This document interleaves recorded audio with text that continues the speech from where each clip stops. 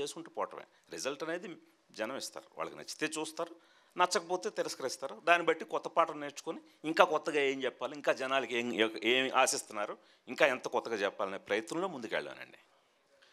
Sir Gunasekhar గారు ఇక్కడ sir sir sir ఒక పక్క చిరంజీవి గారు, మహేష్ బాబు గారు పెద్ద పెద్ద సినిమాలు, పెద్ద పెద్ద స్లామ్, అట్లాగా ఒక చార్మినార్ సెట్ చూడాలన్నా, ఒక మధుర మీనాక్షి టెంపుల్ చూడాలన్నా, అరే గుణశేఖర్ గారి సెట్కి వెళ్తే సరిపోతుంది అన్నంత పెద్ద యుఫోరియా ఉండేది మీకు, రైట్? అలాంటి టైంలో ఇప్పుడు మీరు ఒక కొత్త వాళ్ళతో అంటే ఇప్పుడు మీలాంటి వాళ్ళకి ఒక 25 ఏళ్ల కిందట వేరు, కానీ ఇప్పుడు ఎలా అనిపిస్తుంది సార్ ఆ వేరియేషన్? చాలా బాగుంది సార్. వీళ్ళందరితో పనిచేస్తుంటే మళ్ళీ నన్ను నేను కొత్తగా జనాలకు ఇంట్రడ్యూస్ చేసుకుంటున్నంత ఆనందం ఉంది, అంత ఎనర్జీగా ఉంది. నిజంగా అదే యూఫోరిక్ ఇప్పుడు ఫీల్ అవుతున్నాను నేను. ఎవ్రీడే అసలు షూట్ చేస్తుంటే మామూలు ఉత్సాహంగా లేదు. ఇంకా ఇప్పుడు 40% బ్యాలెన్స్ ఉంది. ఈ కుర్రాళ్ళకు కొందరికి గెడ్డాలే పెరగాలి, అంటే వాళ్ళకి టీనేజ్ పార్ట్, ఎడాల్సెంట్ ఏజ్ పార్ట్ తీయడం జరిగింది. వాళ్ళ కొద్ది టైం ల్యాబ్స్లో గెడ్డాలు అవి పెరగాలన్నమాట. దానికోసం వెయిట్ చేస్తున్నాను, లేకపోతే ఆ 40% కూడా తీసేసేవాడిని. అంత ఉత్సాహంగా ఎప్పుడెప్పుడు షూట్ చేద్దాం, ఎప్పుడెప్పుడు, ఎందుకంటే ఇది వేరండి. ఇది ఇచ్చే ఎనర్జీ కానీ యూఫోరియా అనేది నిజంగా నాకు చాలా చాలా ఇంట్రెస్టింగ్ ఉందండి. సూపర్. అయితే ఫస్ట్ మన గ్లిమ్స్ చూసినప్పుడు సార్, ఫస్ట్ షాట్ అంటే ఏదో తీసుకోగానే, ఒక డ్రగ్ తీసుకోగానే అమ్మాయి అలా వెళ్ళినట్టు, యాక్చువల్లీ మీకు నాకు తెలిసి అలవాట్లు లేవు వీటికి సంబంధించి. అంటే వీటికి సంబంధించి మీరు ఎవరి ద్వారా, అంటే ఎలా తెలుసుకున్నారు? ఈ పిల్లలు ఏమైనా చెప్తున్నారు? ఏదైనా ఈ రోజుల్లో R&D అండి, రీసెర్చ్ అండ్ డెవలప్మెంట్, దేనికైనా సరే. సో అలాగే అంటే మనకి ప్రతిదీ అలవాటు ఉండాల్సిన అవసరం లేదండి. నా ఉద్దేశం మిస్టరీలు కూడా తెస్తాం ఇప్పుడు, అలానే మనకి తెలిసిన జాబ్ అని కాదు కదా. సో అలా ప్రతిదీ తెలుసుకొని ఒక డ్రగ్ అడిక్ట్స్ తాలూకు మైండ్ సెట్ అలా ఉంటుంది. దట్టు ఇప్పుడు తెలుసుకోవడానికి ఎక్కువ వీలుంది. యూట్యూబ్లో అవి చూస్తే చాలా స్టన్నింగ్ విజువల్స్ ఉన్నాయి. ఇంకా యాక్చువల్గా అయితే నేను తీసిన 60%లోనే మీకు ఆల్మోస్ట్ 2 minutes దగ్గర చూపించారండి. యాక్చువల్గా ఈ దీంట్లోనే మీకు 4-5 minutes చూపించే అంత మెటీరియల్ ఉంది నా దగ్గర. అంటే అంత ఇంట్రెస్టింగ్గా అంత కంటెంట్ ఉందండి. యాక్చువల్లీ ఇది కరెంట్ అఫైర్ కాబట్టి అందరికీ కూడా కనెక్ట్ చేసుకునే ఒక వెసులుబాటు కూడా ఉంది, కథలోకి ఈజీగా మనం తీసుకెళ్లే విషయం. అదే యుఫోరియా అనగానే రకరకాల అర్థాలతో వాడుతుంటారు సార్. ఆడు పిచ్చి పిచ్చిగా యుఫోరియా వచ్చిన వాళ్ళ బిహేవ్ చేస్తున్నాడు, అంటే ఏదైనా ఎక్స్ట్రీమ్ లెవెల్కి వాడతాం మనం యుఫోరియా. అందుకని ఈ యుఫోరియాలో కూడా మీ టైటిల్ చూస్తే అది ఫామ్ లేదు అన్నట్టుగా ఉండినట్టు. కరెక్ట్ అండి, కరెక్ట్. అంటే మీ యుఫోరియాలో ఏముండబోతుంది?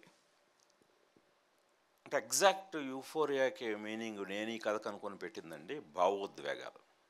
ఒక అతి భావోద్వేగాలు, ఎక్స్ట్రీమ్ ఎమోషన్స్, అదుపు చేసుకోలేని భావోద్వేగాలు, అదుపు చేసుకోలేని ఉల్లాస ఉత్సాహాలు, యూఫోరియా.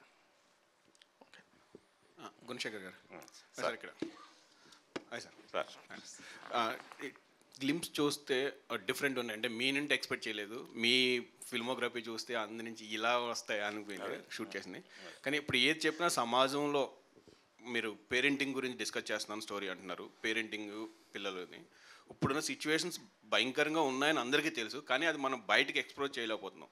ఏదో సోషల్ మీడియాలోనే ఎక్కడో చూస్తారు, కానీ ఇలాంటి సోషల్ ఫార్మేట్, సినిమా ఫార్మేట్లో ఎక్కువగా చూడలేరు. పేరెంటల్ ఇష్యూ ఇవి ఉంటాయి. సో మీరు ఎంత చెప్దామన్నా, సోషల్ మెసేజ్ ఎంత చెప్దామన్నా 70%, 30% అంటే ఆ క్యారెక్టర్కి ఇంట్రడ్యూస్ చేసేటప్పుడు క్యారెక్టర్ యొక్క ఆర్క్ చూపించడానికి వస్తుంది. సో ఇది నెగిటివ్ ఎక్కువ వెళ్తాయి కదా. మీరు ఎంత లాస్ట్లో ఒక 10 minutes 15 minutes చెప్పినా సరే ఈ నెగిటివ్ ఇవన్నీ ఎక్కువ వెళ్తాయి కదా, సమాజంలో ఎలా ఉంటుందండి? అంటే ఫస్ట్ ఆఫ్ ఆల్ నేనైతే ఇది మెసేజ్ అయితే చెప్పదలుచుకోలేదండి, ప్రీచింగ్ అసలు ఉండదండి. అంటే మనల్ని మనం ప్రశ్నించుకునేలా ఉంటుంది. అడాలసెంట్ ఏజ్ అనేది 13 to 19 years, ఆ టీనేజ్ చాలా అంటే ముఖ్యమైన దశ. మనం ఆ దశలో మన చదువు సంస్కారాలే మనల్ని ఒక వ్యక్తిత్వ వికాసం వైపు ఒక నిర్మింపజేస్తాయి. అదే మన జీవితం. అక్కడ మనం ఏదైతే తయారవుతామో అదే మన రెస్ట్ ఆఫ్ లైఫ్. సో దాంట్లో మిమ్మల్ని మీరు నియంత్రించుకోలేని, మీకు చదువు లేకపోయినా, సంస్కారం ఇంట్లో నేర్పాల్సిన సంస్కారం నేర్పలేకపోయినా అది మీ మీద ఎలా ప్రభావం చూపిస్తుంది, దానికి నువ్వెంత బాధ్యుడివి, దాన్ని నువ్వు నియంత్రించుకోవటం ఎలాగా, ఇదే పేరెంటింగ్ యాంగిల్లో. సో మనకి మన జీవితంలో మనం ఎన్నో గోల్స్ ఉండొచ్చు. ఇప్పుడు పిల్లలు విననంత అడ్వాన్స్డ్ అయిపోవచ్చు. మన జనరేషన్లో కంట్రోల్ చేయదగ్గ పిల్లలు కాదు ఇప్పుడు. బట్ అయినప్పటికీ పేరెంటింగ్ అనేది చాలా చాలా అవసరం ఆ దశలో. అట్ ది సేమ్ టైం ఇప్పుడు మన పాత జనరేషన్లో పేరెంట్స్ కంటే ఇప్పుడు స్వేచ్ఛ పేరిట, వాళ్ళకి ఫ్రీడమ్ పేరిట, ఫ్రెండ్లీ నేచర్ పేరిట ఎక్కువ స్వేచ్ఛనిచ్చేస్తున్నారు. అది కరెక్ట్గా వాడుకోవట్లేదు. అది మితిమీరిపోతుంది. ఆ మితిమీరిపోయినప్పుడు మన సంస్కారంగా మన మంచి ఫ్యామిలీలోనే మంచి విద్యాబుద్ధులు ఉన్న కుటుంబంలోనే పుట్టిన వాళ్ళు కూడా తప్పుదారి ఇప్పుడు ఏదైతే మనం చెప్తున్నామో అది కంట్రోల్ చేసుకోకుండా తప్పుదారి పట్టినప్పుడు మామూలు ఎఫెక్ట్ అవుతుంది. అతను ఒక్కడే కాదు, చుట్టుపక్కల ఉన్న వాళ్ళందరిది, ఆ కుటుంబానిది, ఆ చుట్టుపక్కల ఉంది. At the same time society, ఆ ఇంపాక్ట్ సొసైటీ మీద కూడా పడుతుంది. సో ఇలాగా ఇంక్లూడింగ్ సొసైటీ కూడా ఒకసారి ఇది కదా జరుగుతుంది అంటే మనం ఇప్పుడు ఎంతో ఎదిగిపోతున్నాం. భారతదేశం బ్రహ్మాండం పెరిగిపోతుంది, యువత చాలా అద్భుతంగా పెరిగిపోతుంది. సో కల్చర్ పెరిగిపోతుంది, మితిమీరిన కల్చర్ ఇంకా పెరిగిపోతుంది, స్వేచ్ఛ పెరిగిపోతుంది. వీటి మధ్య నియంత్రణ అనేది, చదువు సంస్కారాలు అనేది మనకి ఇంట్లోంచి చెప్పాలి. సో ఈ కాన్సెప్ట్లో మనం ఎక్కడికైనా వెళ్ళొచ్చు. ఇది మనం దాటకూడదే, ఇది కదా మన బాధ్యత అని ఎవరికి వాళ్ళ బాధ్యతను గుర్తు చేసేలా ఉంటుంది తప్పితే ఇది అని నేను ఎవరికి ఉపదేశించరండి. ఒకసారి అర్థంలా పెడతాను, అది రిఫ్లెక్ట్ అవుద్ది, అది మనల్ని మనం చూసుకున్నట్టు ఉంటుంది సినిమా అంతే. సో ఈ కథ రాయడానికి మీకు ఇన్స్పిరేషన్ ఏంటి? అంటే ఏమైనా కొన్ని చూసిన ఇన్సిడెంట్స్ ఏమైనా ఉన్నాయా? లేదు అంటే లేదు, ఏదో చెప్పాను, టోటల్ ఫిక్షన్. 2 చాలా భయంకరమైన ఇన్సిడెంట్లు, వాటిని ఇన్స్పిరేషన్గా తీసుకున్నాను. అదే రాసేటప్పుడు ఆ 2 నన్ను డ్రైవ్ చేసే రాయడానికి. బట్ రాయడం మొదలెట్టాక ఎవ్రీ వీక్ జరుగుతున్నాయి. మన ఇక్కడ జరుగుతున్నాయి, ముంబైలో జరుగుతున్నాయి, పూణేలో జరుగుతుంది, కోల్కతాలో జరుగుతున్నాయి, ప్రతి చోట ఎవ్రీ వీక్ జరుగుతున్నాయి. సో అప్పుడు నాకు అమ్మో ఇది కేవలం 2 ఇన్సిడెంట్లని బేస్ చేయడం కాదు, అందుకు మీరు చూస్తే వీటిలోనే కొన్ని విజువల్స్లో కూడా కొన్ని సిమిలారిటీస్ కనబడతాయి. సో మీకు ఇప్పుడు డే టు డే మనం చూస్తున్న న్యూస్ల్లో కానీ జరుగుతున్న సంఘటనలు కూడా మీరు ఫాలో అవుతున్నప్పుడు. సార్ ఇంకోటి ఇందులో రేప్ కల్చర్ అనేది మెన్షన్ చేశారు, స్టాప్ రేప్ కల్చర్ అనేది. సో బేసిక్గా rape culture is something which is normalised. అంటే ప్రస్తుతానికి మన సమాజంలో ఇంకా కొంచెం ఈ మానవంగ సంస్కృతి అనేది ఇంకా అంతగా అసలు దాని సంస్కృతి అని వాడమాకండి ఆ పదం. సో రేప్ కల్చర్ అనే మీనింగ్ అది మానవంగ సంస్కృతి, ప్రాపర్ అనువాదం. సో ప్రస్తుతానికి సమాజం ఇంకా ప్రతిఘటిస్తుంది రేప్ అనేది. ఎప్పుడు కాదు, ఎప్పుడు ప్రతిఘటించాలండి, అంటే భవిష్యత్తులో ఏమవుతుంది ఎప్పటికైనా. సో దాన్ని మీరు అట్లా రేప్ కల్చర్ అనేది మెన్షన్ చేయడం వల్ల సో దాన్ని మీరు దీనికి కథాను పరంగా లేదండి, అంటే ఇంతకు మించి ఎక్కువ నేను డిస్కస్ చేస్తే రివీల్ చేసినట్టు ఉంటాయి. సార్ మీ లాఠీ సినిమాకి నేను చాలా ఫేవరెట్ సార్. Thank you. మా నాన్నగారు ఆ సినిమాకి తీసుకెళ్ళాడు అనుకోకుండా చిన్నప్పుడు నేను. సో అందులో రఘువరన్ ఎంట్రీ షాట్ ఉంటుంది సార్, అది చాలా అద్భుతంగా ఉంటుంది. ఇప్పటి వరకు నేను ఎన్నో సినిమాలు చూస్తుంటాను కానీ అలాంటి విలన్ ఇంటరాక్షన్ ఇంతవరకు చూడలేదు. సో అలాంటి సినిమాని రిలీజ్ చేసే ఆలోచన ఏమైనా ఉందా సార్? దాని నిర్మాత మేడికొండ మురళీకృష్ణ గారు, ఆయన అడుగుదాం. ఓకే. ఇంకోటి సార్, ఇలాంటి యుఫోరియా అనే కథ రాయాలంటే చాలా గట్స్ ఉండాలి సార్. సో ఒక వ్యక్తిగా కంటే డైరెక్టర్గా ఒక మానసిక సంఘర్షణ అవసరం దానికి. సో ఈ కథ రాసే టైంలో మీరు పడ్డ మానసిక సంఘర్షణ ఏంటి సార్? నాకు తెలిసి గట్స్ కంటే టైం కావాలండి. దాని మీద కూర్చొని ప్రాపర్ టైం స్పెండ్ చేసి దానికి ఎంత టైం కేటాయిస్తే ఎంత న్యాయం చేయగలుగుతాం అంత టైంని కేటాయించగలిగాను. ఇప్పటితో ఇంకా అయిపోలేదండి, ఇప్పటికీ ఇంకా చెక్కుతూనే ఉన్నాను, తీసే వరకు రిలీజ్ వరకు చెక్కుతూనే ఉంటానండి. మ్యామ్, సో ఒక దశలో తండ్రి పిల్లల్ని నడిపిస్తారు, ఆ తర్వాత పిల్లలు తండ్రిని నడిపిస్తారు.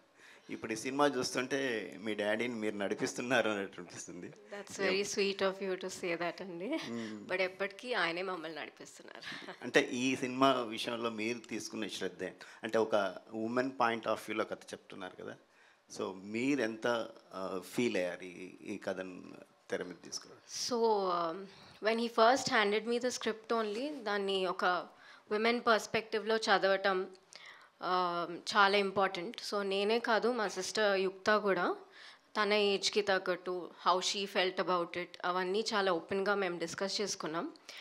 And wherever we felt that it was not agreeable మేము చెప్పేవాళ్ళం. సో ఆయనకు కూడా హీ అండర్స్టూడ్, ఓకే సో ఈ ఏజ్ గ్రూప్ పర్స్పెక్టివ్ ఇది, డిఫరెంట్ ఏజ్ గ్రూప్స్తోని ట్రావెల్ చేస్తారు ఆయన. He interacts with lot of people through a day. So what's wonderful about him is he's open to listening to your feelings and your perspective about each story or role and character arc.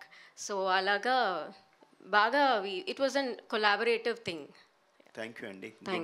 Thank you so much. Neelima గారు, అంటే గుణశేఖర్ గారి నుంచి ఇలాంటి సినిమాని expect చేయలేము. ఆ glimpse release అయ్యేదాకా గుణశేఖర్ గారు ఎన్నో సూపర్ హిట్స్ ఇచ్చారు. ఈ టైప్ ఆఫ్ సినిమాని సొసైటీకి ఒకటి ఇస్తారనేది సో ఇప్పుడు ఈ గ్లిమ్స్ చూసిన తర్వాత అర్థమవుతుంది. దానికి కారణం మీరే కాబట్టి. సొసైటీకి ఓట్లేదు సార్, జనాలకి ఇస్తున్నాను. జనాలకే ఇస్తున్నారు. జనాల్లో ఉన్న సొసైటీలో ఉన్న జనాల కోసం చూడడానికి మీరు రెడీ చేశారు అది. సో ముఖ్యంగా నీలిమ గారు దీనికి ఇన్పుట్స్ ఏమి ఇచ్చారు సార్? అంటే యూత్లో మీరు తాతకు దగ్గులు నేర్పడం అనేది అవసరం లేదనుకోండి, ఇప్పుడు నేర్పాలి. ఇప్పుడు ఈవెన్ తాత అయినా సరే దగ్గులు నేర్చుకోవాల్సిందే. నీలిమ గారి నుంచి ఎలాంటి ఇన్పుట్స్ తీసుకున్నారు? అవి ఈ సినిమాలో మీ కథలో ఎంతవరకు ఇన్కార్పొరేట్ చేయాలి? అదే తను చెప్పినట్టు ఇందాక చెప్పింది కదా, అంటే వాళ్ళ పర్స్పెక్టివ్లో ఈవెన్ 1-2 సందర్భాల్లో అయితే తను కన్విన్స్ కూడా కాలేదు కొన్ని ఇన్సిడెంట్లకి. సో చాలా ఫైట్ చేసింది.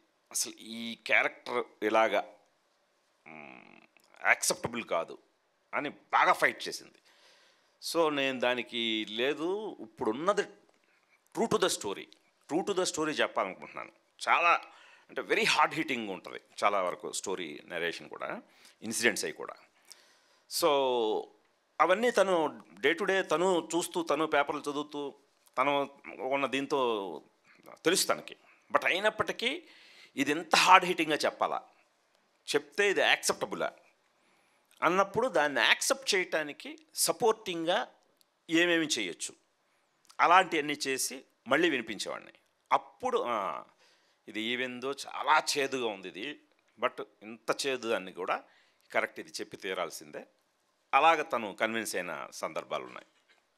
సార్ అంటే మనం రోజువారీ చూస్తున్న సంఘటనలు రక్తం మరిగిపోతుంటుంది, స్పందించాలనుకుంటాం, సొసైటీలో ప్రతి ఒక్కరు కూడా ముందుగా చెప్పాలనుకుంటున్నారు. కానీ మీకు ఉన్నటువంటి మాధ్యమం సినిమా మాధ్యమం ద్వారా చెప్తే అది ఇంకెక్కువగా రీచ్ అయ్యే సందర్భం కూడా ఇదే కాబట్టి దీన్ని ఎంచుకున్నారు. సో రెండోది అంటే దానికి ఒక్క చిన్న సారీ ఫర్ ద ఇంటరప్షన్ అండి. దానికి ఎగ్జాంపులే నేను ఈ మన హైదరాబాద్లో చాలా అన్ని రియలిస్టిక్ లొకేషన్స్ అండి. మేము ఏ లొకేషన్కి వెళ్ళినా ఏంటి మనం తీయబోయే కంటెంట్ ఏంటి అడుగుతారు. కొన్ని గవర్నమెంట్ లొకేషన్స్ అండి, అంటే వెరీ సెన్సిటివ్ లొకేషన్స్ కూడా. అసలు ఎవరు పర్మిషన్లు, అసలు మీరేంటి సినిమా షూటింగ్ పర్మిషన్ అడుగుతారేంటి అని ఆశ్చర్యపోయి, నేను కంటెంట్ ఇది అని చెప్పిన వెంటనే need of the hour sir మేము ఇస్తాం తీసుకోండి అని ఫస్ట్ టైము వాళ్ళు గవర్నమెంట్ సపోర్ట్ ఇచ్చి లొకేషన్లు ఇచ్చిన సందర్భాలు ఉన్నాయండి ఈ కథకి. అదే గవర్నమెంట్ చాలా డిపార్ట్మెంట్స్ కూడా గతంలో వచ్చినటువంటి సినిమాల్లో చిన్న డ్రగ్ సంబంధించినటువంటి సీన్స్ కనబడ్డా అబ్యూజ్ చేసిన వాళ్ళకి నోటీసులు ఇవ్వడం మనం చూసాం, మన వార్తల్లో కూడా మేము కూడా రాసిన సందర్భాలు ఉన్నాయి. ఇది ఒక సొసైటీకి అంటే యువతలో జరిగేటువంటి ఇష్యూలు యువత ద్వారా చెప్పే ప్రయత్నం చేస్తున్నారని దాకా చెప్పడం జరిగింది. మరి అలాంటి ఇష్యూస్ని ఇప్పుడు గవర్నమెంట్ దీన్ని బయటకు వచ్చిన తర్వాత ఎలా ఇంకా 40% బ్యాలెన్స్ షూటింగ్లో ఇప్పుడు ఇదే గవర్నమెంట్ సైడ్ నుంచి చాలా అద్భుతమైన సపోర్ట్ ఉంది సార్. అదే ఇప్పటివరకు అసలు ఎవరు చేయని లొకేషన్లు వాళ్ళు మాకు షూటింగ్ కూడా ఇవ్వబోతున్నారు. ఆల్రెడీ చేసినవి కొన్ని, ఇంక చేయబోయేవి కూడా. అంటే వాళ్ళు ఇప్పుడు తెలంగాణ యాంటీ నార్కోటిక్స్ బ్యూరో వీళ్ళు కానీ వీళ్ళందరూ అసలు ఈ కథ చాలా కరెక్ట్, అంటే need of the hour sir, దీన్ని మీరు చాలా పవర్ఫుల్గా చెప్తున్నారు, మీకు ఏం కావాలి అని పూర్తి సపోర్ట్ ఇవ్వడం జరుగుతుందండి. గుణశేఖర్ గారు sir, sets CG works star cast లేకుండా సినిమా తీశారు, గుణ హ్యాండ్మేడ్ ఫిల్మ్స్. ఎస్ సార్, ఈ ఎక్స్పీరియన్స్ ఎలా ఉంది సార్ చాలా రోజుల తర్వాత? చాలా ప్రశాంతంగా ఉంది. ఎందుకంటే మన భవిష్యత్తు ఇంకోటి చేతిలో ఉండదు, మన చేతిలో ఉంటుంది. ఇప్పుడు మనం తీసిన తర్వాత మళ్ళీ మధ్యలో ఇంకోటి చేతిలోకి వెళ్ళి వాడు బాగా చేయాలి వర్క్, వాడి క్వాలిటీ బాగుండాలి, వాడి క్వాలిటీ బాగోకపోయినా అది మళ్ళీ నా మీదే పడుతుంది. సో ఇవన్నీ పడుతుంటాం. ఇది ప్రాసెస్ ఆఫ్ ఫిల్మ్ మేకింగ్, ఇదన్నీ పడాల్సిందే. దానికి ఎంతెంత టైం కావాలో అంతంత టైం పెడతాం. బట్ ఈ పర్టికులర్ సినిమాకి అయితే అది చెప్పాను కదా, షూట్ అండ్ రిలీజ్ అనమాట, అంతే. ఇన్ బిట్వీన్ వేరే ఎవడ ఉండడు, నేనే. గుణ సార్, ఇండస్ట్రీలో ఒక పని చేసేటప్పుడు నచ్చిన వ్యక్తులకి స్టోరీ నరేట్ చేస్తుంటాం. అట్లా మీరు మీ నచ్చిన వ్యక్తులకి ఎవరికైనా స్టోరీ నరేట్ చేశారా? అంటే స్టార్స్ కావచ్చు, ఇంకెవరైనా కావచ్చు, వాళ్ళ అప్లాజెస్ ఏమైనా వచ్చినాయన్నా? నేను అలా అలా స్టార్స్ కదా చెప్పలేదండి. అదే మీ దగ్గర బంధువులు కానీ ఎవరికైనా, అంటే వాళ్ళ నా టీం, ఇప్పుడు నేనే కాదు కదా, నా టీం ఉంటారు. నా టీం అందరితోటి, నా డైరెక్షన్ డిపార్ట్మెంట్ కానీ, నా కెమెరా డిపార్ట్మెంట్, వీళ్ళందరితోటి ఎప్పుడు డిస్కస్ చేసి వాళ్ళు ఎలా కన్విన్స్ అవుతున్నారు, వాళ్ళకి ఏమైనా డౌట్స్ ఉంటే ఆ డౌట్స్ని మళ్ళీ రెక్టిఫై చేయటం, ఈ ప్రాసెస్ అయితే ఉంటుందండి. సార్ మీరు అంటే ప్రీవియస్ సినిమాల్లో మీరు ఏ సినిమా చేసినా కూడా ఏదో ఒకటి హైలైట్ అవుతూ ఉంటుంది ప్రతి సినిమాలో. డైలాగ్ డెలివరీ కావచ్చు, సెట్స్ కావచ్చు, ఇంకేమైనా కావచ్చు. అదేవిధంగా ఈ సినిమా ద్వారా నైట్ లైఫ్, హైదరాబాద్ అంటే నైట్ లైఫ్ ఎలా ఉంటుంది, ఇది హైలైట్ అయ్యే అవకాశం ఉందా? అంటే ఇప్పుడు మీరు చూసిన గ్లిమ్స్లో ఎక్కువ పాట అది చూశారు కాబట్టి అంటున్నారు. ఇది కథ అండి, టోటల్ మోర్ దాన్ దిస్. ఇది జస్ట్ మీకు ఒక ఇది చూపించానంతే. మోర్ దాన్ దిస్ చాలా హార్డ్ హిట్టింగ్ స్టోరీ ఉందండి. ఈ స్టోరీయే చాలా డామినేట్ చేస్తుందండి. సార్ గుణగారు, సార్ సార్ మీ ఆఫీస్కి వచ్చిన ప్రతిసారి కూడా ఎప్పుడు మీరు సినిమా తీస్తున్నా సరే దానికి సినిమాకి సంబంధించిన ఒక స్కల్ప్చర్ అంతా అక్కడ నీట్గా ఆర్డర్లో ఉంటుంది. పొరపాటున మీకు కూడా మాకున్న పరిచయం తోటి అది ఇక్కడండి, ఇక్కడ అల్లు అర్జున్ ఇక్కడికి వచ్చి నించుంటాడు, ఇక్కడ అనుష్క ఇలా వస్తారు, రాణా ఇలా ఉంటాడని ఇలా అన్ని చెప్తూ ఉంటారు. యుఫోరియాకి ఒకవేళ మీ ఆఫీస్కి వస్తే ఏముంది సార్ చూపించడానికి? మొత్తం పుస్తకాలు ఉన్నాయండి. పుస్తకాలు, న్యూస్ పేపర్లు, R&D books, files, GOs, government GOs, అంతకుముందు ఇచ్చిన తీర్పు ఫైల్స్, అన్ని జడ్జిమెంటల్, అంటే రీసెర్చ్ అండ్ డెవలప్మెంట్ సంబంధించినంత ఉంది. ఓకే చూసుకోవచ్చు సార్. ఇది ఒక్కటే క్వశ్చన్ సార్, ఇది ఈ పింక్ కలరే సార్ పోస్టర్ అంతా కూడా, దీనిలో కూడా ఏదైనా కథ చెప్తున్నారా సార్? ఎందుకంటే పింక్ లేడీస్ లైట్ పడేసరికి పింక్ గా అయింది, ఇది రెడ్ అండి, కొంచెం రెడ్ అని చేయాలి. ఓకే ఓకే అండి. గుణశేఖర్ గారు హియర్. సార్ మీ యాక్షన్ బ్లాగ్స్కి చాలా మంచి ఫ్యాన్ అండి నేను. నా క్వశ్చన్ ఏంటంటే, ఇప్పటి వరకు మీరు తీసిన సినిమాలన్నిటికి తెలుగు టైటిల్స్ ఉన్నాయి, సైనికుడు, రుద్రమదేవి, వాటర్ అన్నీ ఇప్పటి వరకు ఒక్కడు. ఫస్ట్ టైం ఒక ఇంగ్లీష్ టైటిల్ పెట్టారు, సో ఒక ట్రాన్స్లోకి తీసుకెళ్ళిపోయారు, different trance one compare to మీ ప్రీవియస్ ఫిలిమ్స్. ఇప్పుడు నా ప్రీవియస్ ఫిలిమ్స్ అని పక్కన పెట్టండి, మీకు నచ్చింది కదా? షాక్లో ఉన్నాను సార్. గుడ్. సో ఇలా ఇంగ్లీష్ టైటిల్ పెట్టడానికి రీజన్ ఏంటి? ఫస్ట్ టైం పెట్టారు మీరు. మంచి క్వశ్చన్ అడిగారు. ఫస్ట్ టైం కథ రాస్తున్నప్పుడు ఉద్వేగం అని రాశాను. వీళ్ళు ఎవరికి అర్థం కాలే, బాబోయ్ వద్దన్నారు టైటిల్, ముందు ఆపే అన్నారు, అసలు రాయడం ఆపే అన్నారు. అదేంటి ఉద్వేగం అంటే ఏంటన్నారు. ఉద్వేగం అంటే ఏంటంటే భావోద్వేగాలు, అందులో ఒక ఉద్వేగం, ఇది ఒక emotional story, emotional roller coaster రైడర్లో ఉంటుంది. దీన్ని టోటల్ ఫీలే ఒక యూఫోరిక్ వరల్డ్ అది బాగుంది. ఏమన్నా యూఫోరియా అలా పుట్టింది. సో అంటే అదే ఇప్పుడు ట్రెండ్ ఉద్వేగం అంటే ఎవరికి అర్థం కావట్లేదు. అంటే తెలుగు అర్థం కాని రోజుల్లో ఉన్నాం, తెలుగుకి డిక్షనరీలు వెతుక్కునే రోజుల్లో ఉన్నాం. అందువల్ల మీరు అన్నది కరెక్టే. ఫస్ట్ తెలుగు టైటిల్తో మొదలెట్టి దాన్ని ఇది ఎవరి కోసం తీస్తున్నాం, ఎందుకంటే ఇప్పుడు మెయిన్ ఈ దీనికి రావాల్సింది మెయిన్ యూత్ని ఏం చేసింది, అలాగే పేరెంట్స్. సో ముందు యూత్కి వాళ్ళకి రీచ్ ఉండాలి, అందువల్ల వాళ్ళకి అలవాటైన భాషలో పెట్టాలని తప్పితే ఇదేదో తెలుగుకి ఎగైనిస్ట్గా ఇప్పటివరకు చాలా అన్నీ మీరు అన్నట్టు తెలుగు టైటిల్సే పెట్టానుగా. సో గుణశేఖర్ గారు 2.0 వెర్షన్ అనుకోవచ్చా సార్ ఈ సినిమాతో? 2.0లో కాదు కానీ అదే నన్ను నేను కొత్తగా ఇంట్రడ్యూస్ చేసుకుంటున్నాను అంతే. Okay sir. మేడం, సో ఈ కథలో మీరు ఏమైనా సజెషన్స్ ఇవ్వడం జరిగిందా? అదే ఇప్పుడే చెప్పాం కదండి. So when he wrote the script and send it over to me, I went through it and like అప్పుడు క్యారెక్టర్స్ ఎలా ఉన్నాయి, వాళ్ళు బిహేవ్ చేసిన విధానం ఏంటి. So I also placed my self in some of the characters and thought. So చాలా తర్వాత నేను ఆల్మోస్ట్ దీనికి ఒక 15 వెర్షన్లు రాశాను. 15 వెర్షన్స్ అంటే ఎవరు చదివినా వాళ్ళ డౌట్, మళ్ళీ ఆ డౌట్ కరెక్టా కాదా, సెన్సిబులా కాదా, మళ్ళీ 4-5 అందరూ ఎక్కువ మెజారిటీకి అదే డౌట్ ఉందా, ఇవి మళ్ళీ అడ్రస్ చేసుకుంటూ మళ్ళీ ఇంకో వెర్షన్. ఎన్నో వెర్షన్కి కన్విన్స్ అయ్యారు మీరు? That's what some 16th, 17th, because so many questions were addressed at that point. So అవును, ఆవిడ చాలా మంచి రోల్ చేస్తున్నారండి, ఒక ముఖ్యమైన పాత్ర చేస్తున్నారు. ఆవిడది కూడా మళ్ళీ ఓ మంచి మీరు అన్నట్టుగా మళ్ళీ మా ఒక్కడికి ఏం తీసిపోకుండా ఉంటుంది. Thank you to all the media. Thank you Neelima ఆవిడ గారు. పాపం అడగబోతున్నారు. Please last question. కాలభైరవ గారి మ్యూజిక్ అయితే చాలా బాగుంది సార్. ప్రవీణ్ గారి డిఓపి కూడా చాలా కొత్తగా చాలా బాగా చూపించారు. అంటే ఎక్కడ చూసినా Gunasekhar film producer by Neelima గుణ. అంటే మీ ఫ్యామిలీ నుంచి అంటే మీరు ప్రొడ్యూసర్గా వేరే వాళ్ళకి ఎవరైనా అనుకున్నారా, మరి అంటే మేడం తోటే చేద్దామని అనుకున్నారా?